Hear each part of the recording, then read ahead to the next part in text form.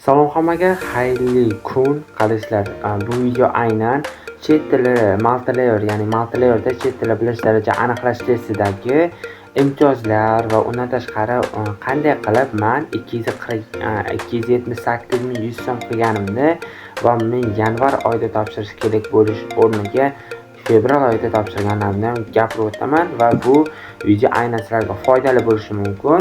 Videoni ko'rish oldin bitta like bosinglar, unda biz videoni chiqaramiz. Bizga MyGo kerak bo'ladi va asosan MyGo'da kiramiz.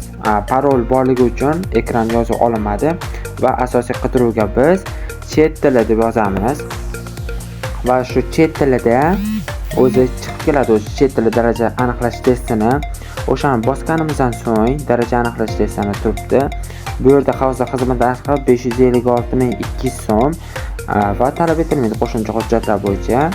Bosamizda xizmatdan foydalanish. Asosiy xizmatni boshlanishdan agar o'z yosh katta bo'ladigan bo'lsa, bemalol o'zingiz topshiraverasiz va biz belgilaymiz ma'lumotlarni, kerakli ma'lumotlar, ya'ni qayerda yashashimizni va keyingi o'tib asosan topshirish tilimizni bosamiz, ya'ni topshirish qaysi tilga topshiramiz. Misol ingliz tili, nemis, har xil tillar bor bu yerda. O'shandan birini topshirib, qaysi hududda topshirishimiz haqida va undan tashqari qaysi kunlarda bo'lib o'tadiganlarni belgilashimiz kerak.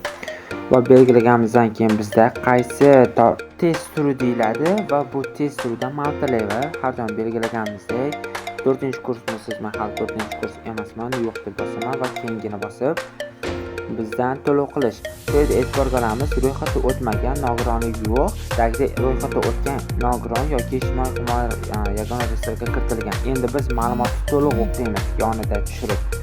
Bu yerda aytyapti, shu ma'lumotlar, ya'ni asosan o'sha 2024-yil o'sha bandga ko'ra shu ijtimoiy himoyaga kirgan va undan tashqari nogironligi bor yo boshqalar bo'lganligiga 50% kamaytirib beriladi deyilgan.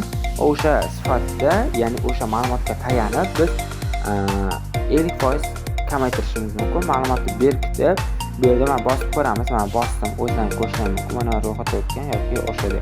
Men ijtimoiy himoyaga kirganim uchun bosdim. Bu yerda ma'lumotlar kelib chiqadi va yuborish bossak, avtomatik mana listovoy chiqadi. To'lov qilish uchun yangi yoki listovoy yoki bo'lmasa eski mavjud bo'lgan listovoy ishlash kerak. Biz yangi beraveramiz.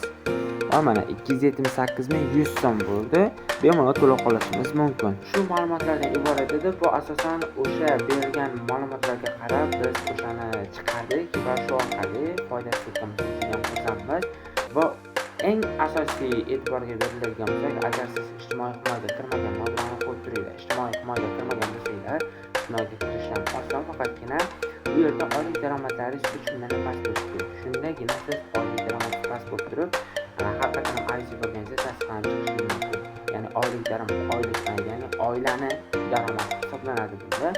O'sha narsalarga inobatga olgan holda agar haqiqatan ham yetib o'sha past oilada bo'ladigan, past oylik bilan turgan bo'lsa, bemalol ertaga tasdiqlab beradi va shu orqali bemalol chiqib ketinglar bo'ladi. Video yoqqan bo'lsa, bitta yo'l obuna bo'lib